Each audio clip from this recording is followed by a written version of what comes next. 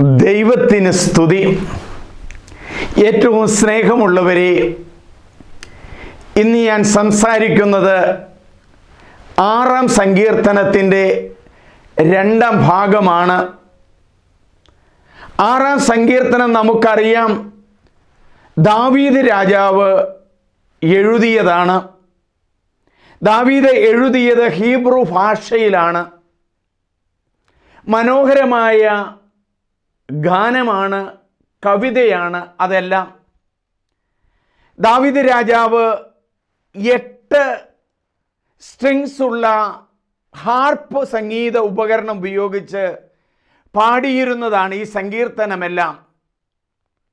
ഈ സങ്കീർത്തനത്തിൽ ദാവീദ് ഏത് അവസരത്തിലാണ് ഇത് വിരചിതമായത് എന്ന് കൃത്യമായി പറയാൻ പണ്ഡിതന്മാർക്ക് സാധിച്ചിട്ടില്ല. ദാവീദിൻ്റെ ജീവിതത്തിലെ വേദനാജനകമായ ഏതോ സംഭവങ്ങളിലൂടെ കടന്നുപോയപ്പോൾ എഴുതിയതാകാം. ഒരുപക്ഷെ തൻ്റെ പാപത്തിൻ്റെ അവസ്ഥ ഓർത്തിട്ട് എഴുതിയതാകാം. ഈ സങ്കീർത്തനം ആരംഭിക്കുന്നത് ഇപ്രകാരമാണ്: കർത്താവേ, കോപത്തോടെ എന്നെ ശകാരിക്കരുതേ, ക്രോധത്തോടെ എന്നെ ശിക്ഷിക്കരുതേ. കർത്താവേ, ഞാൻ തളർന്നിരിക്കുന്നു, എന്നോട് കരുണ തോന്നണമേ. എൻ്റെ അസ്ഥികൾ ഇളകിയിരിക്കുന്നു, എന്നെ സുഖപ്പെടുത്താൻ വരണമേ. എൻ്റെ ആത്മാവ് അത്യന്തം അസ്വസ്ഥമായിരിക്കുന്നു. കർത്താവേ, എത്ര നാൾ? എൻ്റെ ജീവൻ രക്ഷിക്കാൻ വരണമേ. അവിടുത്തെ കാരുണ്യത്താൽ മോചിപ്പിക്കണമേ. മൃതരുടെ ലോകത്ത് ആരും അങ്ങയെ സ്മരിക്കുകയില്ല, പാതാളത്തിൽ ആരും അങ്ങയെ സ്തുതിക്കുകയില്ല. കരഞ്ഞു കരഞ്ഞു ഞാൻ തളർന്നു, കണ്ണുനീരുകൊണ്ട് എൻ്റെ തലയിണ നനഞ്ഞു, കണ്ണീരുകൊണ്ട് എൻ്റെ കിടക്ക നനഞ്ഞു. അധർമ്മികളെ എന്നിൽ നിന്ന് മാറിപ്പോകുവിൻ. കർത്താവ് എൻ്റെ പ്രാർത്ഥന കേട്ടിരിക്കുന്നു, കർത്താവ് എൻ്റെ യാചന ശ്രവിക്കുന്നു എന്ന് പറയുന്ന 10 വചനങ്ങൾ ഉൾക്കൊള്ളുന്ന സമർത്ഥമായ ഒരു സങ്കീർത്തനമാണ് ഈ 6-ാം സങ്കീർത്തനം. ഈ സങ്കീർത്തനം ഞാനൊരു 10,000 പ്രാവശ്യമെങ്കിലും ചൊല്ലിയിട്ടുള്ളതാണ്. ഈ സങ്കീർത്തനത്തിൻ്റെ 2-ാമത്തെ ഭാഗത്തേക്ക് വരികയാണ്. എൻ്റെ ആത്മാവ് അസ്വസ്ഥമായിരിക്കുന്നു, കർത്താവേ, എത്ര നാൾ? അപ്പോൾ ദാവീദ് പറയുന്നത് തൻ്റെ സൈക്കെ, തൻ്റെ ആത്മാവ് അസ്വസ്ഥമായിരിക്കുന്നു. എന്തുകൊണ്ടാണ് ഈ ആത്മാവ് അസ്വസ്ഥമായിരിക്കുന്നത് എന്ന് ദാവീദ് പറയുന്നില്ല. ഞാൻ പറഞ്ഞല്ലോ, ഈ സങ്കീർത്തനങ്ങൾ പെസഹ വ്യാഴാഴ്ചയ്ക്ക് മുമ്പ് ഇസ്രായേൽ ജനത അവരുടെ പാപങ്ങളെ ഓർത്ത് അനുതപിച്ച് അവർ ചൊല്ലിയിരുന്നതാണ്. പിന്നീട് ക്രൈസ്തവർ ആദ്യ നൂറ്റാണ്ടുകളിൽ ഈ സങ്കീർത്തനങ്ങൾ ചൊല്ലി അവരുടെ പാപങ്ങളോർത്ത് അനുതപിച്ച് ചൊല്ലിയിരുന്നതാണ്. കർത്താവേ, എൻ്റെ ആത്മാവ് അസ്വസ്ഥമായിരിക്കുന്നു. കർത്താവേ, എത്ര നാൾ? അസ്വസ്ഥമായ മനസ്സോടെ, അസ്വസ്ഥമായിരിക്കുന്ന എൻ്റെ സൈക്കയോടെ ഞാൻ എത്ര നാൾ കഴിയും? ഏതോ തരത്തിലുള്ള പാപം ചെയ്തിരിക്കുന്നു. ബേത്ശബയുമായിട്ടുണ്ടായ പാപമാണെന്ന് ബൈബിൾ പണ്ഡിതന്മാർ പറയുന്നില്ല. പിന്നീട് ആ സങ്കീർത്തനം എഴുതുന്നുണ്ട്, 51-ാം സങ്കീർത്തനത്തിൽ അത് പറയുന്നുണ്ട്. ഇത് ഏതോ ഒരു അവസ്ഥയിൽ എൻ്റെ ആത്മാവ്, ഈ വചനം കേൾക്കുന്ന നമ്മളെല്ലാവരും ഒരു തരത്തിൽ അല്ലെങ്കിൽ മറ്റൊരു തരത്തിൽ നമ്മുടെ ആത്മാവ്, നമ്മുടെ സൈക്കെ, നമ്മുടെ മനസ്സ് അസ്വസ്ഥമായിരിക്കുന്നു. കർത്താവേ, എത്ര നാൾ? പിന്നീട് യാഹോവയുടെ മുമ്പിൽ ദാവീദ് പറയുക, എൻ്റെ മനസ്സ് അസ്വസ്ഥമായിരിക്കും, കർത്താവേ, എത്ര? എൻ്റെ ജീവൻ രക്ഷിക്കാൻ വരണമേ. കർത്താവേ, എൻ്റെ ജീവൻ രക്ഷിക്കാൻ വരണമേ. അവിടുത്തെ കാരുണ്യത്താൽ മോചിപ്പിക്കണമേ. എൻ്റെ ജീവൻ അപകടത്തിലാണ്.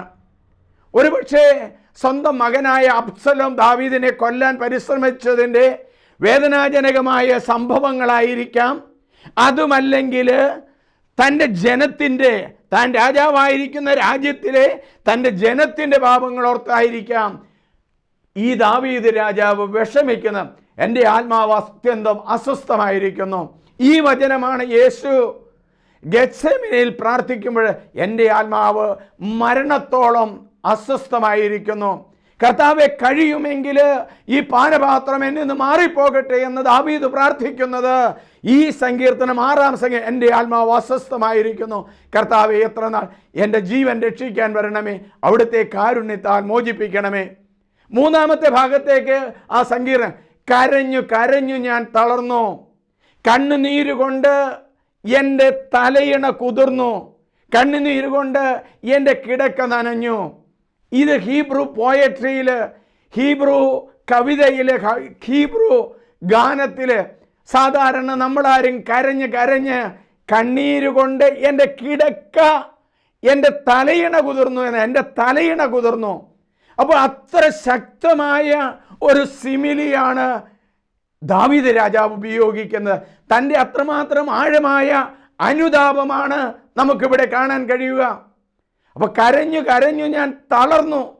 അപ്പോൾ ഏതോ ഒരു ദുഃഖത്തിൽ കരഞ്ഞ് ആ മനോവ്യതയിൽ, ശാരീരികമായ വ്യതയിൽ ഞാൻ അസ്വസ്ഥനായിരിക്കുന്നു എന്ന ദാവീദ് പറയുന്നത്. കരഞ്ഞു കരഞ്ഞു ഞാൻ തളർന്നു. ഈ വചനം കേൾക്കുന്ന നിങ്ങളിൽ പലരും മനസ്സിൻ്റെ വേദന കൊണ്ട്, ഒരുപക്ഷേ ജീവിത പങ്കാളിയുടെ ദുർനടപ്പ് കൊണ്ട്, മദ്യപാനം കൊണ്ട്, മക്കളുടെ വിഷമതകൾ കൊണ്ട് കരഞ്ഞു കരഞ്ഞ് ക്ഷയിച്ചു പോകുന്ന ആത്മാക്കളുള്ള അമ്മമാരെ ധാരാളമായി ഞാൻ കണ്ടിട്ടുണ്ട്. ഇവിടെ ദാവീദ് പറയുക, കരഞ്ഞു കരഞ്ഞു ഞാൻ തളർന്നു, കണ്ണുനീരുകൊണ്ട് എൻ്റെ തലയിണ കുതിർന്നു. വലിയൊരു സിമിലിയാണ്, വലിയൊരു കവിതയാണത്. തളർന്നു, എൻ്റെ ആത്മാവ് അസ്വസ്ഥമായി കരഞ്ഞു കരഞ്ഞു ഞാൻ തളർന്നു, എൻ്റെ കണ്ണീര് കൊണ്ട് എൻ്റെ കിടക്ക, എൻ്റെ തലയിണ കുതിർന്നു, എൻ്റെ കിടക്ക നനഞ്ഞു. ഒരു സമുദ്രം പോലെ താൻ കിടക്കുന്ന തൻ്റെ കട്ടില്, തൻ്റെ മുറിയുടെ ഉള്ളില് ആരുമില്ലാത്തതായിരിക്കാം. ഏതോ ഒരവസ്ഥയിൽ ദാവീദ് എത്തിച്ചേർന്നിരിക്കുക. അതാണ് തമ്പുരാന്റെ മുമ്പിൽ, യാഹുവയുടെ മുമ്പിൽ, അദുനായുടെ മുമ്പിൽ ദാവീദ് പ്രസന്റ് ചെയ്യുന്നത്. അപ്പൊ ദൈവത്തിൻ്റെ മുമ്പിലേക്ക് കടന്നു ചെന്നിട്ട് പറയുക, ഞാൻ കരഞ്ഞു തളർന്നു, കണ്ണീരുകൊണ്ട് എൻ്റെ തലയിണ കുതിർന്നു, കണ്ണീരുകൊണ്ട് എൻ്റെ കിടക്ക നനഞ്ഞു. അടുത്ത വചനമാണ് പ്രധാനപ്പെട്ടത്. 7-ാമത്തെ വചനത്തിലേക്ക് വരിക. അധർമ്മികളെ എന്നിൽ നിന്ന് അകന്നു പോകുവിൻ, എന്നിൽ നിന്ന് അകന്നു പോകുവിൻ. അടുത്തു വരാനല്ല പറയുന്ന, അധർമ്മികള്, അധർമ്മത്തിൻ്റെതായ മാർഗങ്ങൾ എന്നിൽ നിന്ന് മാറിപ്പോകുവിൻ. ഒരുപക്ഷെ ഞാനിത് പറയുമ്പോൾ അധർമ്മത്തിൻ്റെതായ മാർഗത്തിലൂടെ ചലിക്കുന്ന 100 മനുഷ്യരെ ഞാൻ കണ്ടിട്ടുണ്ട്. ഈ അധർമ്മികളായിരിക്കുന്ന, ഒരുപക്ഷെ ശക്തമായ മദ്യപാനം എന്ന് പറയുന്ന ഒരു അധർമ്മത്തിൻ്റെതായ മാർഗമാണ്. അതുകൊണ്ട് കരയുന്ന അമ്മമാരെ ഞാൻ കണ്ടിട്ടുണ്ട്, മക്കളെ ഞാൻ കണ്ടിട്ടുണ്ട്. അധർമ്മികളെ, ചില ആളുകൾ മനുഷ്യൻ്റെ ജീവൻ എടുക്കാൻ വേണ്ടി കൊട്ടേഷൻ ടീം എന്നൊക്കെ പറയുന്ന ആളുകളില്ലേ, അധർമ്മികളെ എന്നിൽ നിന്ന് മാറിപ്പോകുവിൻ. എൻ്റെ രാജ്യത്തെ നശിപ്പിക്കുന്ന, എൻ്റെ രാജ്യത്തെ ഇല്ലായ്മ ചെയ്യുന്ന ആളുകളെ നിങ്ങൾ മാറിപ്പോകുവിൻ. അധർമ്മികളെ എന്നിൽ നിന്ന് മാറിപ്പോയി.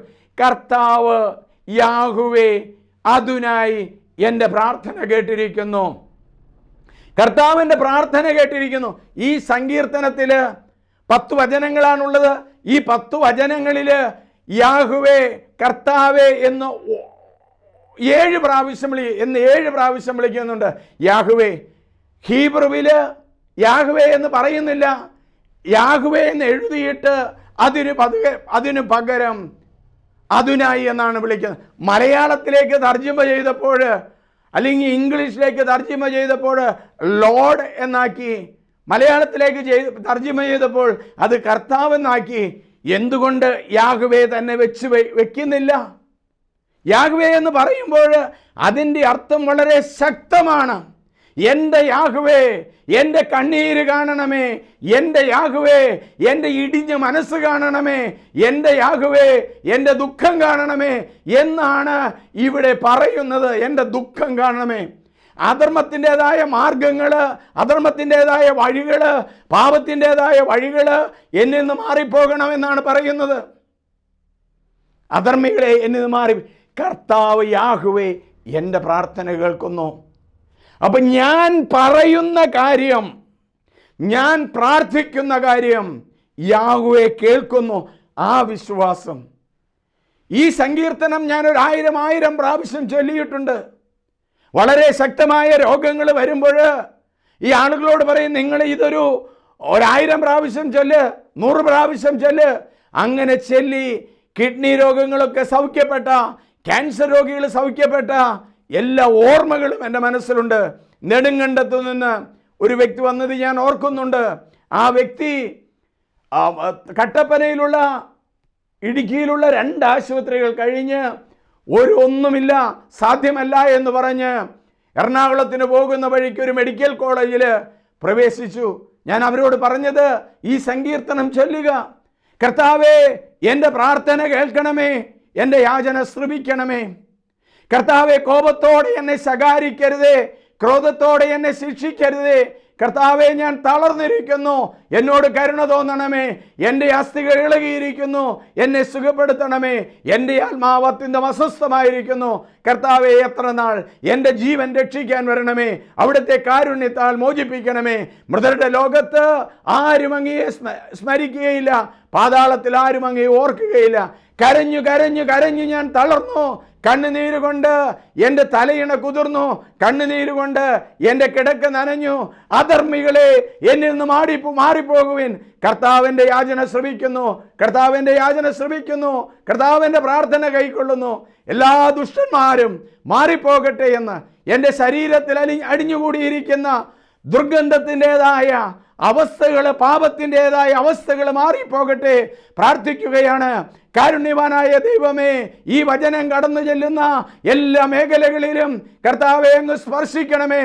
രോഗികളായ മക്കൾക്ക് പ്രത്യേകിച്ച് ഇടത് കാലിൻ്റെ മുട്ടിന് താഴെ ശക്തമായ വേദനകളോ ഓപ്പറേഷനോ പറഞ്ഞിരിക്കുന്ന ആ വ്യക്തികളുടെ ജീവിതത്തിലേക്ക് അങ്ങ് കടന്നു വരണമേ. Hallelujah, hallelujah. കർത്താവേ, ദാവീദ് രാജാവ് 7 പ്രാവശ്യമാണല്ലോ ഈ 10 വചനങ്ങളുള്ള ഈ സങ്കീർത്തനത്തെ ചൊല്ലുന്നത്. ദൈവമേ, ഈ പ്രാർത്ഥന കേൾക്കുന്നവരെ അനുഗ്രഹിക്കണമേ, വിശുദ്ധീകരിക്കണമേ. ഈ സങ്കീർത്തനം ഹൃദയസ്ഥമാക്കാനായിട്ട് പരിശ്രമിക്കാൻ ഇടയാകണമേ. കുഞ്ഞുങ്ങളുടെ അധരങ്ങളിലൂടെ അങ്ങ് സ്തുതികളെ സ്വീകരിക്കുന്നുണ്ടല്ലോ. എല്ലാ കുഞ്ഞുങ്ങളെയും, ഈ ലോകത്തിലേക്ക് വരുന്ന എല്ലാവരെയും സമർപ്പിക്കുന്നു. ഈ പ്രാർത്ഥന കേൾക്കുന്ന എല്ലാവരെയും യാഹുവേ, അതുനായി, കർത്താവേ, ലോർഡ് കേൾക്കണമേ. ദാവീദ്, കർത്താവായ യേശുവേ, അങ്ങ് ഗെത്സേമൻ തോട്ടത്തിൽ പ്രാർത്ഥിച്ച പ്രാർത്ഥനയാണല്ലോ ഇത്. എൻ്റെ ആത്മാവ് അത്യന്തം അസ്വസ്ഥമായിരിക്കുന്നു. കർത്താവെ, എത്ര നാൾ എൻ്റെ ജീവൻ രക്ഷിക്കാൻ വരണമേ. ഈ പ്രാർത്ഥന കേൾക്കുന്ന ഓരോരുത്തരെയും അനുഗ്രഹിക്കട്ടെ. ദൈവത്തിൻ്റെ കൃപയും സമാധാനവും നിങ്ങളോടുകൂടെ ഉണ്ടാകട്ടെ. ആമേൻ. സ്നേഹമുള്ളവരെ, ഈ സങ്കീർത്തനം നിങ്ങൾ മറ്റുള്ളവർക്ക് ഷെയർ ചെയ്യണം, സബ്സ്ക്രൈബ് ചെയ്യണം. നിങ്ങളെ ദൈവം അനുഗ്രഹിക്കും. മറ്റുള്ളവരും ദൈവവചനത്തിൽ ആഴമായി വളർന്നു വരട്ടെ. അതിനുവേണ്ട അനുഗ്രഹം സർവശക്തനായ ദൈവം യാഹുവേ, അതുനായി, ലോർഡ് നിങ്ങൾക്ക് നൽകട്ടെ. പിതാവിൻ്റെയും പുത്രൻ്റെയും പരിശുദ്ധാത്മാവിൻ്റെയും നാമത്തിൽ ആമേൻ.